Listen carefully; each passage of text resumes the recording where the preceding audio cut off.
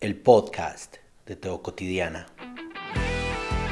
Existimos en un mundo caótico, lleno de odios, miedos y angustias.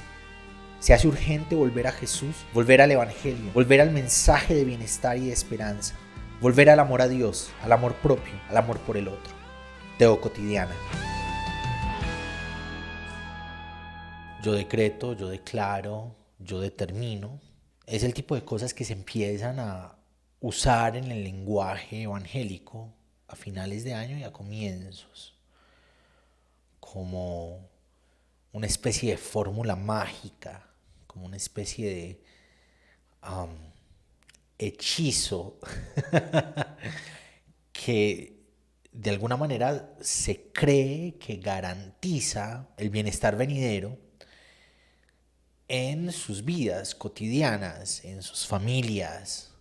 Entonces, de alguna manera piensan, creen que Dios es una especie de lámpara mágica y se le ordena, es un esclavo al servicio de nuestros deseos, de nuestros caprichos.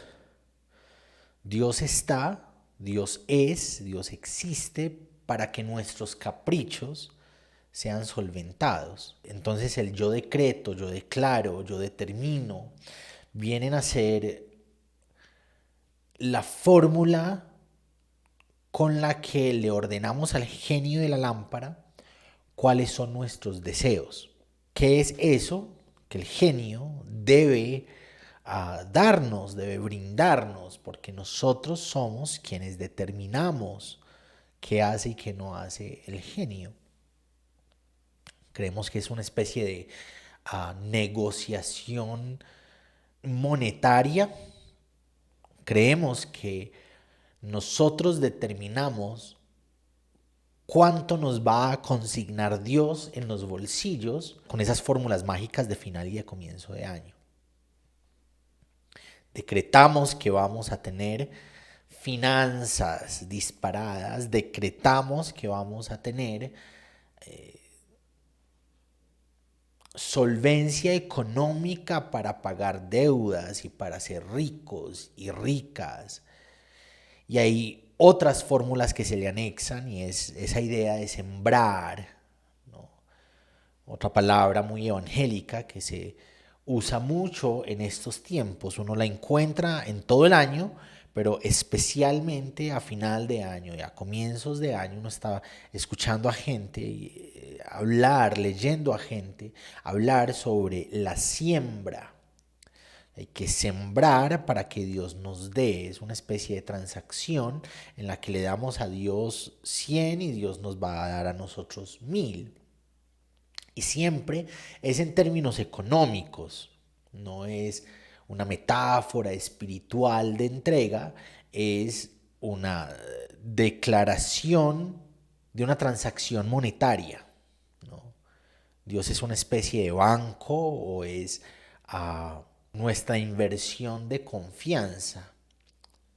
Según esos discursos, uno saca del bolsillo plata, debe ser buena plata, y uno se la entrega a Dios, entre comillas, en últimas uno termina entregándosela, es a las personas que dicen representar a Dios y dicen representar todo eso bueno que Dios va a hacer, y uno dice, en el discurso se le está entregando a Dios, en el acto se le está entregando a unas personas específicas que administran ese discurso y pues invitan a todo el mundo a ser fieles a Dios.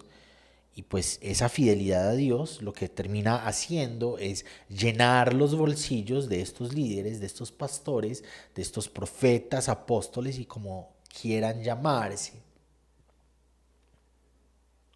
Y pienso un poquito en los yo decreto y los yo declaro de hace unos años, terminando 2019, comenzando 2020. Como cada año, porque es una especie de ritual, empieza todo este discurso de yo decreto, yo declaro, en el que Dios es los dioses somos nosotros, nosotros estamos por encima de lo divino, Nosotros estamos por encima de la soberanía de Dios en esos discursos y nosotros pretendemos que pues Dios está aquí abajo al servicio nuestro y nosotros estamos aquí arriba recibiendo el servicio de Dios para nosotros en nuestros deseos y nuestros caprichos.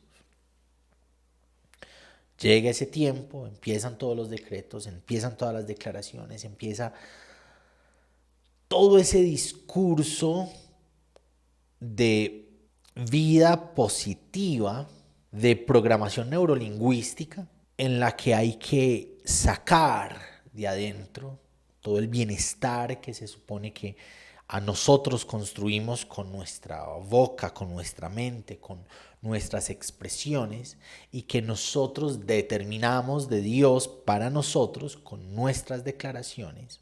Yo decreto que el año 2020 va a ser un año de bendición, de victoria, que no va a haber calamidades. Decreto que vamos a tener abundancia económica. Declaro que todo en la vida va a salir bien. Determinamos que vamos a pasear y que vamos a salir y que todo nos va a salir bien. Y se viene toda esta ola de la enfermedad. Se viene toda esta lógica en la que las economías empiezan a colapsar, en la que viajar se hizo imposible por todas estas encerronas que hubieron en nuestros países, en todas partes, en las que hubo esta tensión apocalíptica de que todo el mundo se está muriendo, todo el mundo se está yendo, todo el mundo se está enfermando, todo el mundo está sufriendo. Ahí a mí me pasó, empecé a dormir mal, empecé a tener insomnio porque toda esta idea de lo que estaba pasando y la mediatización de lo que estaba pasando me generó malestar y en muchos aspectos me enfermó. Y resulta que el año 2020 no fue tan brillante como todos los decretos que se hicieron a final y a comienzos de año.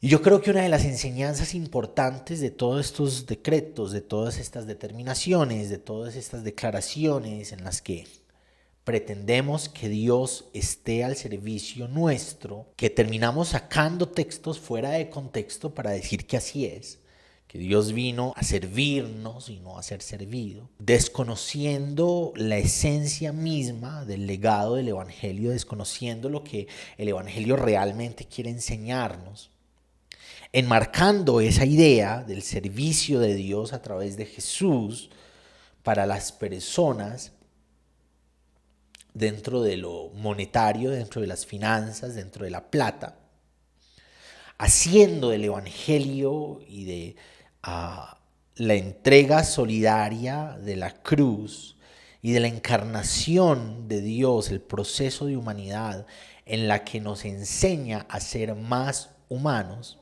haciendo de toda la belleza de la empatía que nos enseña, a la que nos invita el amor al prójimo en el Evangelio, en la buena noticia de Dios que viene a nosotros y a nosotras para que nos relacionemos con Él de una forma horizontal, de una forma humana, de una forma personal.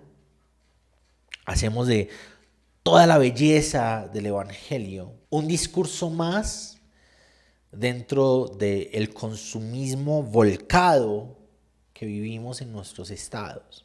Hacemos de Dios un negocio, el negocio de la fe. Y se nos olvida que la vida es un proceso, es un camino.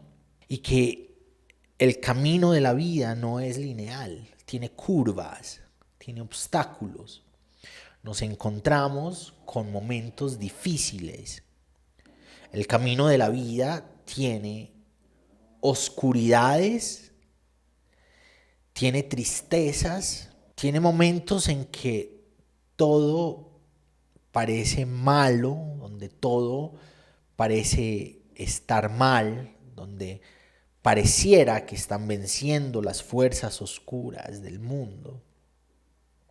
Pareciera que ni la economía, ni la sanación, ni el bienestar es parte de lo que somos como personas individuales y comunitarias. Y se nos olvida que muchas veces Dios no existe en nuestra historia para garantizar que nuestros caprichos sean solventados, sino para acompañar en esos momentos de dificultad, para consolar cuando hay muerte, cuando hay sufrimiento y dolor, cuando hay malestar en vez de bienestar. Pareciera que el cristianismo que queremos vivir es un cristianismo desconectado de la realidad, y el legado de Dios que nos invita a vivir, el legado que Él nos invita a reflexionar y a vivenciar, es uno en el que Él se encarna en la realidad y vive pobrezas, y vive sufrimiento, y vive dolor emocional y físico.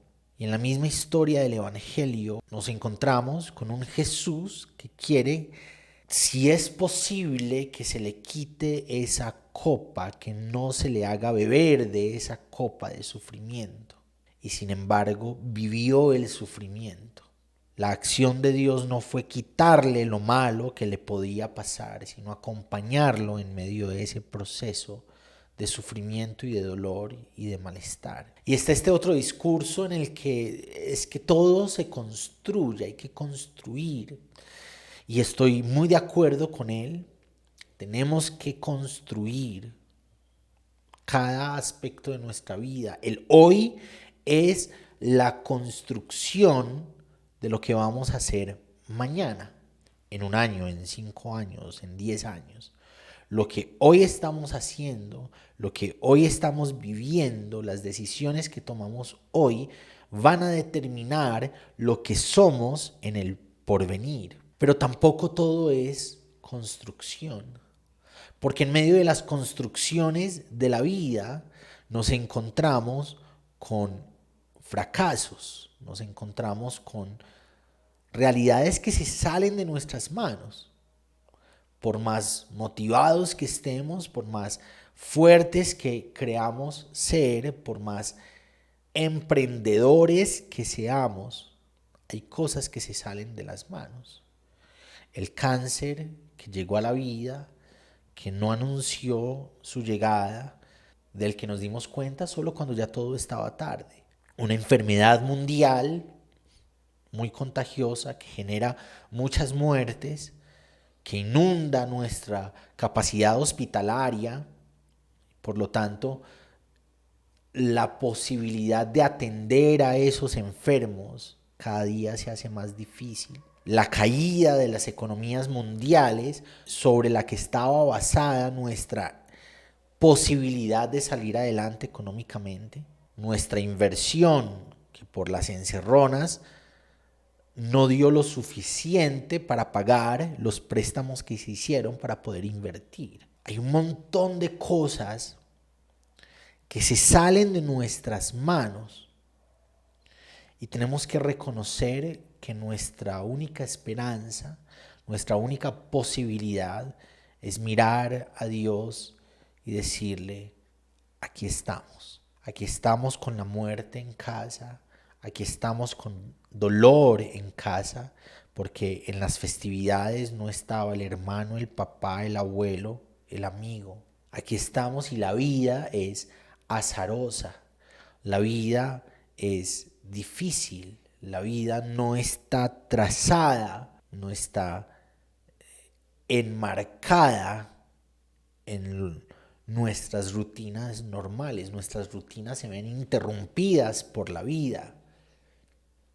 Y en medio de esas interrupciones nos queda mirar al cielo y decir, ¿de dónde vendrá mi ayuda? Mi ayuda viene de Dios, el creador de todas las cosas. Y nuestros países viven conflictos internos, conflictos y dramas internos, donde hay muertes y donde hay violaciones y donde hay realidades humanas que no deberían ser, pero son, que no deberían existir, pero existen. Y muchas veces no nos queda más que mirar al cielo y decir mi esperanza está en Dios, así no veamos las promesas cumplidas, ¿no? Como se describe ahí en las narraciones de los héroes de la fe.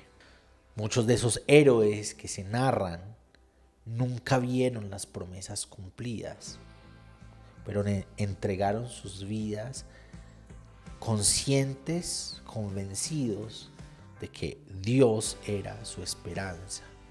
Yo deseo que este año sea un año de bienestar, sea un año de victorias pequeñas y grandes. Deseo que el año que viene lo que no han sido capaces de lograr, lo logren.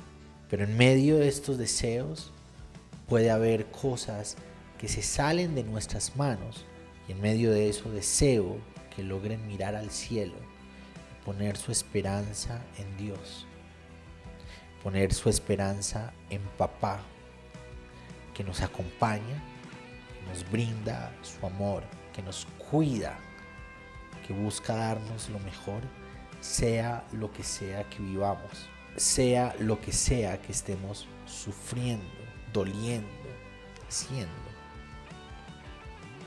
Dios que nos acompaña muchas veces no desde esos decretos, no desde esas declaraciones, no desde esas órdenes que le dimos a final de año y a comienzo de año, pero sí como la cercanía de Papá que quiere darnos lo mejor de sí en los momentos más difíciles y en los momentos menos difíciles también. Que podamos vivir a Dios desde la esperanza, aun cuando la vida no sale como queremos que salga. Gracias por acompañarnos hoy en el podcast de Teo Cotidiana. Te espero para que reflexionemos juntos en el nuevo episodio.